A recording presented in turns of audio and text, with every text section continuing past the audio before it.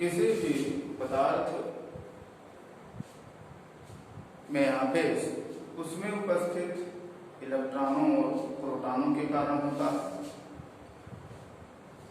Electron, proton और neutron ये पदार्थ के मूल कण होते हैं। इन तीनों में द्रव्यमान होता है, जबकि आवेश केवल इलेक्ट्रॉन और प्रोटॉन पर होता है।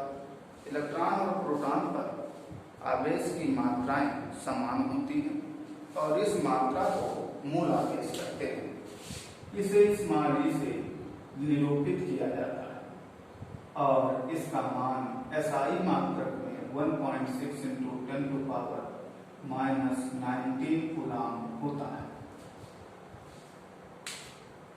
प्रोटॉन पर आवेश की प्रकृति धनात्मक तथा जबकि इलेक्ट्रॉन पर आवेश की प्रकृति ऋणात्मक मानी जाती है। इस तरीके से इलेक्ट्रॉन पर आवेश -1.6 × 10⁻⁻19 कूलम तथा प्रोटॉन पर आवेश +1.6 × 10⁻⁻19 कूलम। इसे -e तथा +e द्वारा भी निरूपित किया जा सकता है।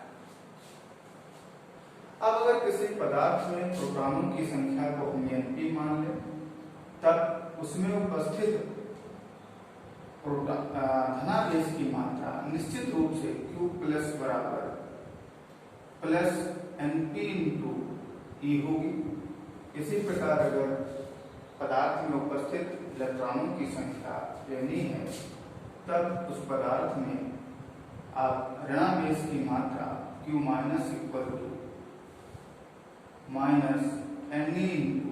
Small e। इस तरीके से स्पष्ट है कि किसी भी पदार्थ में धनावेश और ऋणावेश दोनों होते हैं।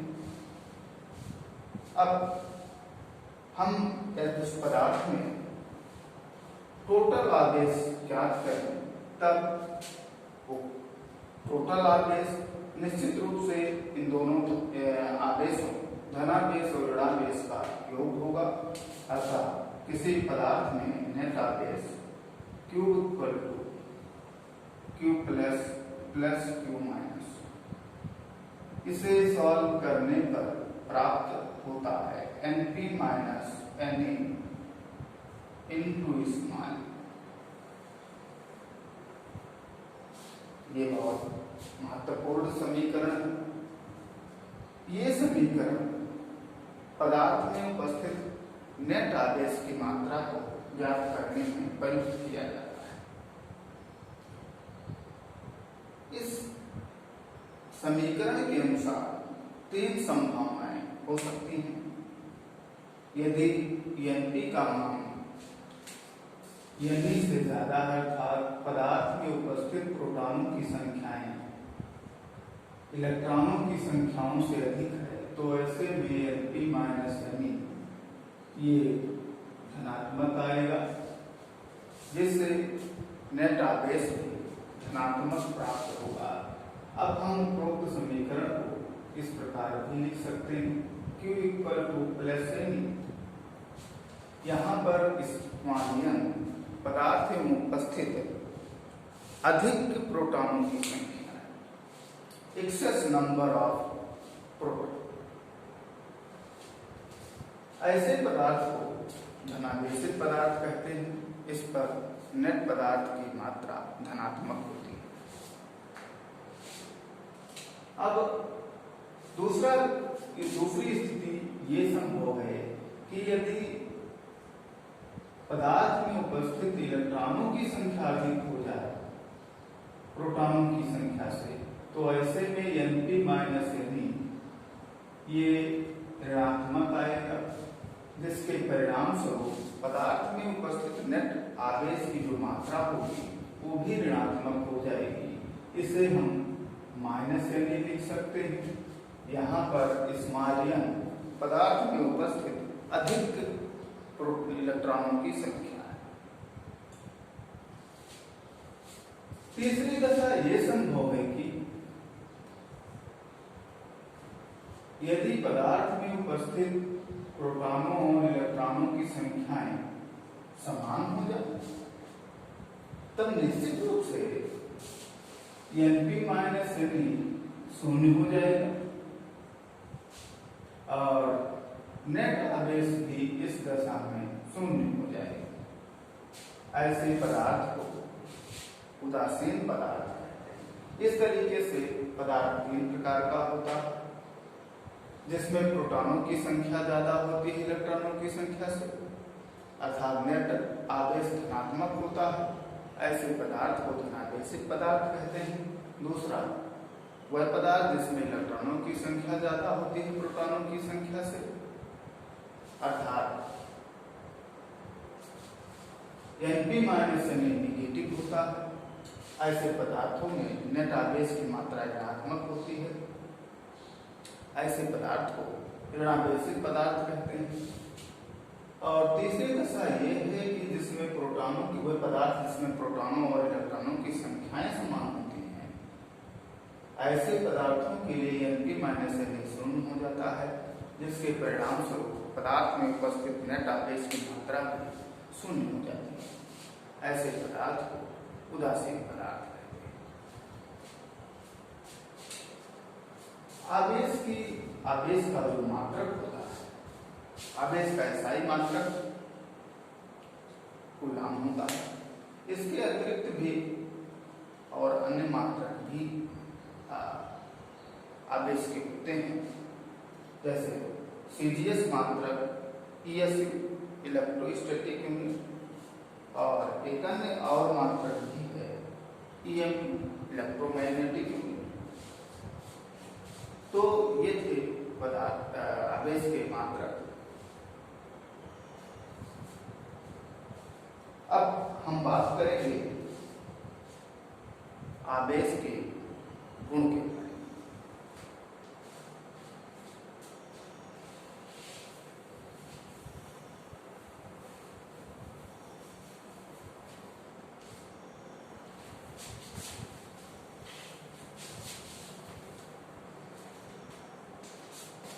तो आवेश का पहला गुण माना गया योगात्मकता।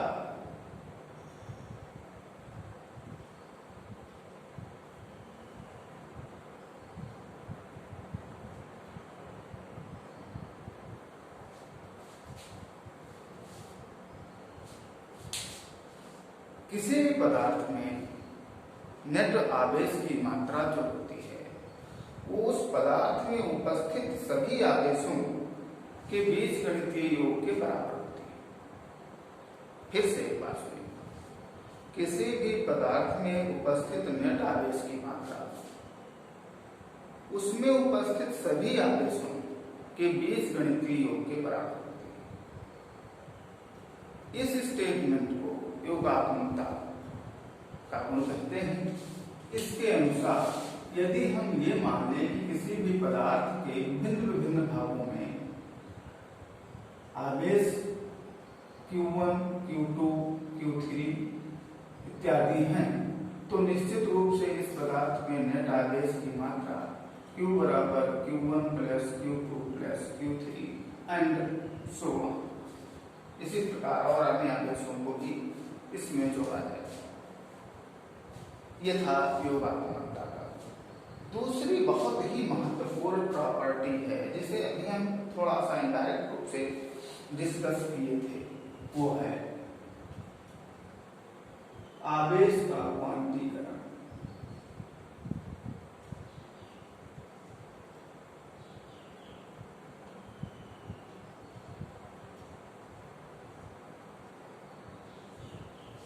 आवेश का क्वांटीकरण, क्वांटाइजेशन ऑफ चार्ज।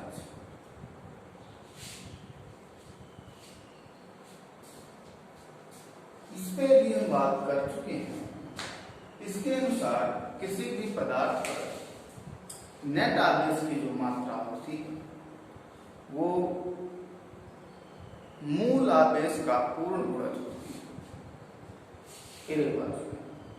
किसी भी पदार्थ में नेट आवेश की मात्रा मूल आवेश की पूर्ण गुणज होती है। इस स्टेटमेंट को आवेश के क्वांटीकरण का नियम कहते हैं। इस नियम के अनुसार नेट आवेश की मात्रा Q equal two plus minus यानी किसी भी पदार्थ पर नेट आवेश की जो संभव मात्रा है वो निश्चित रूप से plus minus plus minus 2 plus minus 3 plus minus 4 इत्यादि हो। यानी इन आवेशों के अतिरिक्त और आवेश किसी भी पदार्थ पर नहीं हो सकता। अगर अब आपसे ये कहा जाए कि किसी भी पदार्थ पर आवेश की मात्रा 1.5 E है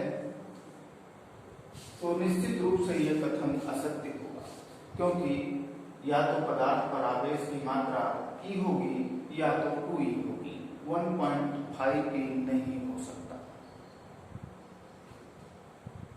यह था क्वांटीकरण का सिद्धांत।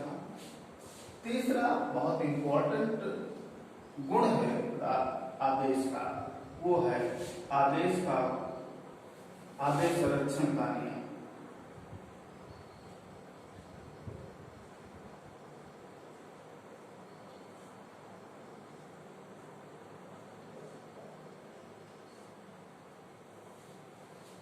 आवेश संरक्षण का नियम, कंजर्वेशन ऑफ चार्ज। इसको समझने के लिए सबसे पहले एक बात और समझनी पड़ेगी।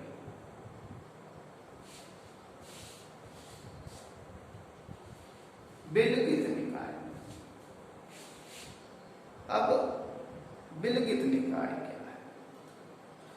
ऐसा कोई निकाय जो अपने वातावरण के साथ द्रव्यमान का आदान प्रदान न कर पाओ, ऐसे पदार्थ को विलगित निकाय कहा जा सकता है। अगर कोई विलगित निकाय है तो उससे संबंधित ये नियम है। इसमें ये कहा गया कि किसी भी विलगित निकाय की जो कुल आवेश की मात्रा होती है वो नियत होती है, अर्थात उसके कुल आवेश की मात्रा समय के साथ ना तो घटेगी और ना ही बढ़ेगी। हाँ, बशर्ते वो निकाय विलगित होना चाहिए। इसके बहुत ही सारे एग्जाम्पल्स हैं, जैसे अभी आप आगे पढ़ेंगे। अगर हम घर्षण द्वारा दो वस्तुओं को आवेशित करते हैं तो होता क्या है? एक पदार्थ से इलेक्ट्रॉन निकलता है और वो दूसरे पदार्थ पर जाता है। मतलब जिससे इलेक्ट्रॉन निकलता है उसका द्रव्यमान निश्चित रूप से कुछ न कुछ कम होता हो जाता है, और जिस पर इलेक्ट्रॉन जाता है उसका आवेश निश्चित रूप से कुछ न कुछ बढ़ जाता है। तो इस तरीके से हम कह सकते हैं कि अलग अलग वो दोनों वस्तुएं विलगित नहीं है, क्योंकि एक वस्तु द्रव्यमान होती है तो दूसरी वस्तु द्रव्यमान को प्राप्त करती है, लेकिन दोनों वस्तुओं के द्रव्यमानों का योग निश्चित रूप से न घटता है न बढ़ता है। मतलब दोनों पे अलग अलग हम अगर आवेश संरक्षण का नियम लगाना चाहें तो नहीं लगा सकते, नहीं यूज कर सकते। जबकि अगर हम दोनों वस्तुओं के निकाय के लिए आवेश संरक्षण का नियम प्रयुक्त करना चाहें तो कर सकते हैं, क्योंकि दोनों वस्तुओं का निकाय अगर हम लेकर चलते हैं तो द्रव्यमान संरक्षित हो जाता है, ना तो उसका द्रव्यमान घटता है और ना ही बढ़ता है। यानी आवेशन की प्रक्रिया में, घर्षण द्वारा आवेशन की प्रक्रिया में दोनों वस्तुओं के निकाय के लिए हम आवेश संरक्षण का नियम लगा सकते हैं, जबकि हम एक एक वस्तु के लिए आवेश संरक्षण का नियम नहीं प्रयुक्त कर सकते। ये थी, अभी हम बात कर रहे थे आवेशों की गुण की। और भी बहुत सारे आवेशों के जो है प्रॉपर्टीज के बारे में एग्जांपल्स दिए जा सकते हैं। जैसे आवेश संरक्षण पर एक और एग्जांपल मैं बता देता हूँ। आप बाद में नाभिक चैप्टर में पढ़ेंगे दो बहुत महत्वपूर्ण गुण घटनाएं, पेयर प्रोडक्शन और पेयर एनिहिलेशन। युग्म उत्पादन और युग्म विनाश। युग्म उत्पादन क्या चीज है? आइंस्टीन ने बताया कि द्रव्यमान को ऊर्जा में और ऊर्जा को द्रव्यमान में रूपांतरण संभव है, जबकि आइंस्टाइन से पहले यह माना जाता था कि द्रव्यमान और ऊर्जा अलग अलग राशियां हैं, इनमें आपस में कोई संबंध नहीं होता है। जबकि आइंस्टाइन ने सिद्ध किया कि द्रव्यमान ऊर्जा में रूपांतरित हो सकता है और ऊर्जा द्रव्यमान में रूपांतरित हो सकती है। इस रूपांतरण का जो समीकरण है E=mc²। अब हम बात बताते हैं जो है युग्म उत्पादन और युग्म विनाश का। एक्चुअल में जब कोई गामा फोटॉन जिसमें ऊर्जा और संयुक्त होता है,